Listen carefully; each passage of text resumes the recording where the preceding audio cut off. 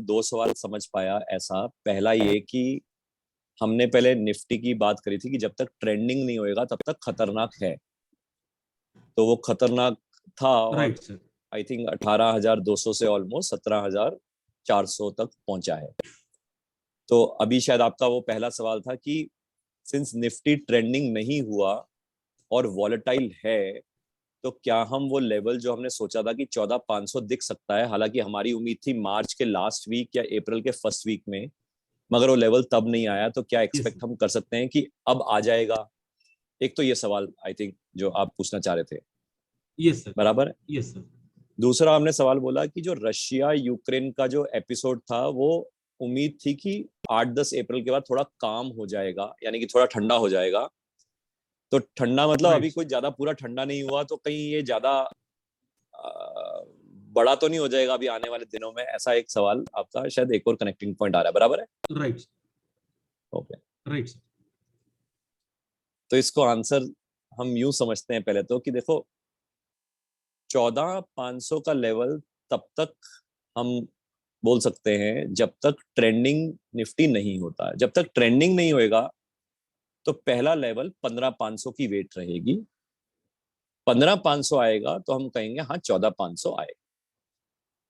जब ट्रेंडिंग हो जाएगा तो हम कहेंगे 14,500 या 15,500 की अभी उम्मीद नहीं। तो यानी कि म्यूचुअली एक्सक्लूसिव इवेंट है।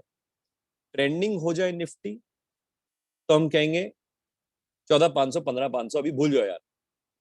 मगर जब तक ट्रेंडिंग नहीं होती है, इसका मतलब क्या है? इसका मतलब यह है निफ्टी ऊपर जा रही है, ऊपर जा रही है, ऊपर जा रही है, मगर ट्रेंडिंग नहीं हो रही है, यानी कि रफ्तार नहीं पकड़ना चाहती मगर ऊपर जा रही है। इसका मतलब क्या है? इसका मतलब यह है कि बहुत लोगों को ट्रैप करना चाह रही है। जितने ज्यादा राइट लोगों को ट्रैप करेगी, जितनी ज्यादा देर ऊपर की तरफ जाएगी, उतना ही फॉल बड़ा हो सकता है और उतने ही लोग फंसेंगे। और उतना ही जितने लोग जब फंसेंगे तो जो बड़े लोग हैं उतना ही पैसा बना पाए। तो इसलिए हमारा सिंपल स्टैंस क्या है कि जब तक निफ्टी ट्रेंडिंग नहीं होता है हम एग्रेसिवली बाइंग मार्केट में नहीं कर सकते। हाँ, जब जब नीचे की तरफ आएगा हम टुच पुट जो हमारे स्टॉक्स हैं उसमें हम 1/120 1/60 जो हमने प्रोपोर्शन खरीदनी है वो हम थोड़ा थोड़ा खरीदते रहेंगे, इस उम्मीद में कि हर गिरावट में हमारा थोड़ा थोड़ा पोर्टफोलियो डेवलप होता रहेगा। तो इसलिए ये तो हो गया आपका राइट। निफ्टी वाला पॉइंट। ट्रेंडिंग हो जाए तो यस।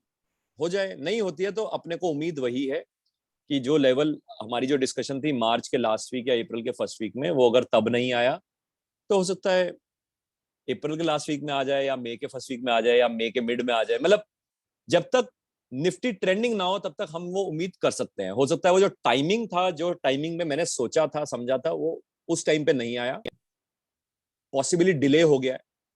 डिले क्यों हुआ है वो मैंने रीजन बता दिया कि शायद ज्यादा लोगों को फंसाने का मूड होएगा मार्केट का, ऐसा। रशिया यूक्रेन के पर्सपेक्टिव से मैंने एक पहले एक स्टेटमेंट हमारी शायद इसी बैच में या बैच 1 में शायद हमारी बात हुई थी, जिसका एक रिकॉर्डिंग का एक एक्सट्रैक्शन मैंने यूट्यूब पे भी डाला था कि रशिया यूक्रेन के विद इन जो एपिसोड है वो जितना होना था वो हो गया। मतलब इसमें और क्या बचा है? मतलब इसमें उसने राइट जो तबाही करनी थी कर दी। अब जो बड़ा हो सकता है, वो मैंने पहले भी कहा था कि जब भी वाटर रिलेटेड अटैक होगा, वाटर से अटैक होगा, नेवी से अटैक होगा, स्पेशली नेवी से अटैक या तो रशिया कर दे या ये यूके यूएस वगैरह मिलके कोई बदमाशी कर दे, यानी कि फैब्रिकेटेड अटैक नेटो के ऊपर, चाहे पोलैंड के ऊपर कर दें चाहे किसी के ऊपर भी कर दें जो नेटो कंट्री है, ताकि उनको बहाना मिल जाए सारे इकट्ठे होके रशिया के अगेंस्ट इकट्ठे होने का। तो वो जब भी होगा सो ये वार लाइक सिचुएशन बहुत एग्रावेट हो जाएगी। अब वो जब तक वो नहीं होएगा तो ये रशिया यूक्रेन ये ऐसे चलता रहे नहीं चलता रहे, हार्डली मार्केट के ऊपर कोई इंपैक्ट पड़ेगा। मार्केट के ऊपर इंपैक्ट पड़ेगा जब नेटो के किसी कंट्री, पोलैंड हो या लेटर से हंगरी हो या लेटर से यूके हो, किसी के साथ डायरेक्ट कॉन्फ्रंट्रेशन हो जाए, या आप जैसे कि अब फिनलैंड की बात हो रही है, आई थिंक स्वीडन की भी बात हो रही है, तो कहीं से भी नेवी रिलेटेड अटैक होगा तो ये फुल ब्लोन इम्पैक्ट दिख सकता है। तो ये तो एक रशिया यूक्रेन का एपिसोड हो गया। मगर जो इवेंट्स हैं यहां से सिर्फ रशिया यूक्रेन तक सीमित नहीं है। मैं यहाँ पे जो समझ रहा हूं, हो सकता है 1 महीने में नहीं होता होगा, 2 महीने में होता होगा, 2 महीने में नहीं होता है, 3 महीने में होता होगा, मगर ऐसा मेरे को कहना नहीं चाहिए, मगर मेरे को दिखता है कि होता होगा। उसमें क्या क्या इवेंट्स मेरे को दिखते हैं। पहला इवेंट मेरे को ये दिखता है कि फर्स्ट ऑफ ऑल अगर हम इंडिया के पर्सपेक्टिव से बात करें, जो कि मैंने कई बार शायद मैसेजेस भी लिखे हैं और पोस्ट भी किया है, गवर्नमेंट पॉलिसीज काफी स्ट्रिक्ट होते हुए दिखती हैं मेरे को। गवर्नमेंट पॉलिसीज स्ट्रिक्ट होने का मतलब है कुछ या तो कॉन्स्टिट्यूशन में चेंजेस आएंगे, या तो कुछ एनैक्टमेंट्स लाए जाएंगे, कुछ बिल्स पास करे जाएंगे, कुछ ना कुछ चेंजेस या तो गवर्नमेंट लेकर आएगी, और अब तो राज्यसभा में भी पूरी मेजोरिटी है तो अब मौका है इनके पास, या सुप्रीम कोर्ट राइट। के द्वारा वो डायरेक्शंस आएंगी, या तो गवर्नमेंट करेगी या सुप्रीम कोर्ट द्वारा होगा। और उसके कारण इंडिया में जो झलक है कम्युनल राइट्स जो अभी हो रहे हैं, वो उसी एंटिसिपेशन में बाहर से फंडिंग आ रही है, क्योंकि उनको भी खबर है, समझ है कि ये कुछ होने वाला है। और मुझे लगता है ये फंडिंग जो बाहर से आ रही है और ये जो कम्युनल राइट्स जो हम पिछले 10 दिन से 15 दिन से देख रहे हैं, ये प्री प्लान्ड है और ये अभी और बढ़ेगा। क्योंकि जैसे ही गवर्नमेंट या तो रिफॉर्म्स ले आएगी, कॉन्स्टिट्यूशन में चेंजेस या बिल ले आएगी, या फिर सुप्रीम कोर्ट के थ्रू कुछ ना कुछ एनेक्टमेंट्स आ जाएंगे, तो ये राइट्स लाइक राइट। सिचुएशन और बढ़ जाएंगी हिंदुस्तान में पर्टिकुलरली। जब ऐसा होगा तो बट ऑब्वियस है बॉर्डर साइड पे भी चाइना थोड़ा एग्रेसिव होने की कोशिश करेगा, वहां से पाकिस्तान होने की कोशिश करेगा। इंटरनेशनली भी इंडिया ने जिस तरीके से यूएस को आंख दिखाई है ओपन फोरम पे, और उसको शायद आंख दिखाते हुए यही बोला कि भाई अब तेरी सुनने वाले हम नहीं हैं, हम अपने सुपर पावर होने की कतार पे हैं, और हम सुपर पावर बनेंगे तो तू अपना नाप, हम अपने हिसाब से चलेंगे। तो US and other US allied countries will also plan some sort of negativity for the current government or the current leadership or the current policies।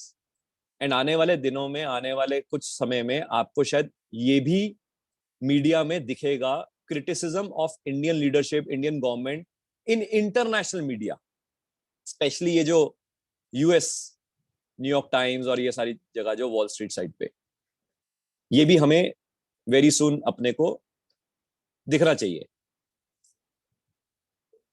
दूसरा जो इंटरनेशनल पर्सपेक्टिव से मैं शायद यही कह सकता हूं कि UK and eastern Europe will start to suffer economically very very hard way. Russia के ऊपर जिन्होंने सैंक्शंस लगाए हैं, उससे ईस्टर्न यूरोप, यूके का ऊपर बहुत बड़ा प्रभाव पड़ेगा, एंड कई इकोनॉमीज इनमें से स्लो डाउन में जाएंगी, एक रिसेशन में जाएंगी। और जो छोटी छोटी इकोनॉमीज जो स्लो डाउन या रिसेशन में जा रही हैं, चाहे श्रीलंका की बात करें या और भी छोट जो कंट्रीज हैं, ये प्री प्लान्ड है वर्ल्ड की इकोनॉमिक पावर्स का, ताकि वो इन कंट्रीज को अपने ग्रुप में लेके आ पाए।